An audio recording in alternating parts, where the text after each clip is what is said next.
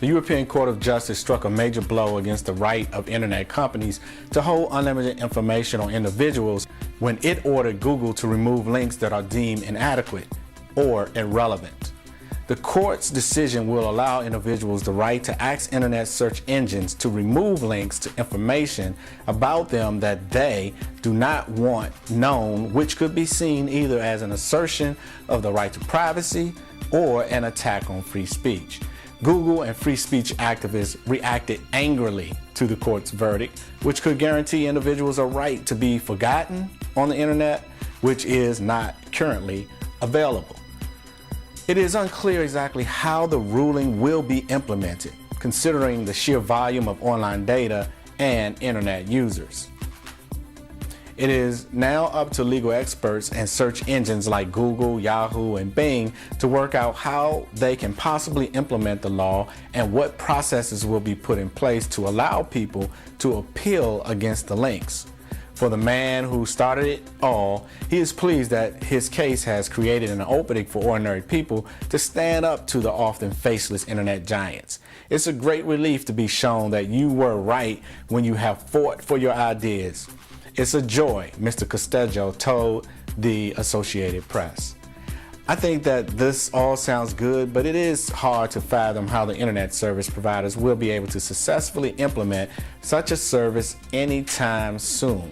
I think that validating the authenticity of the request and the identity of the requestor is going to be a real challenge, especially when you consider how much information is on the internet and how many people there will be that will want their information removed.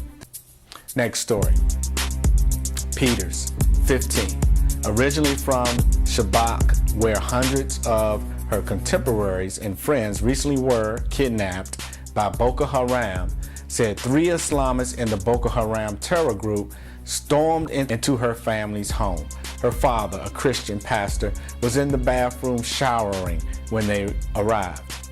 It was 7:30, and 3 men knocked on the door and asked where my dad is, she said. They drugged him from the bathroom and shouted for him to deny his faith.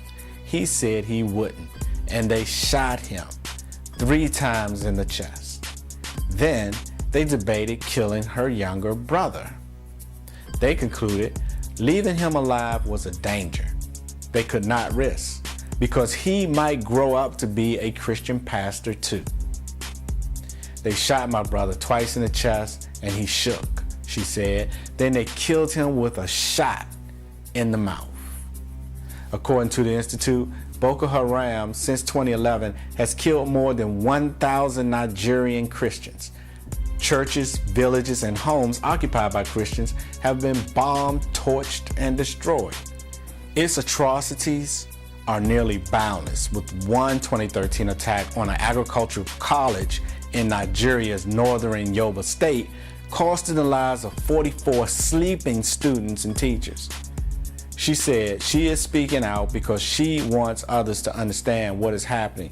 If they hear her story, she reasoned, they will understand the need to stand strong. Christians are being persecuted and are giving up their lives for their faith all over the world. This is yet another prophecy being fulfilled. The last story.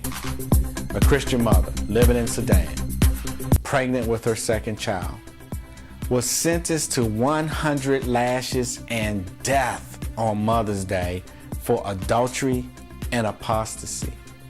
We agreed today at the sentencing to death of a mother pregnant with her second child for the expression of her faith and legal marriage to a practicing Christian, said International Christian Concern Regional Manager William Stark.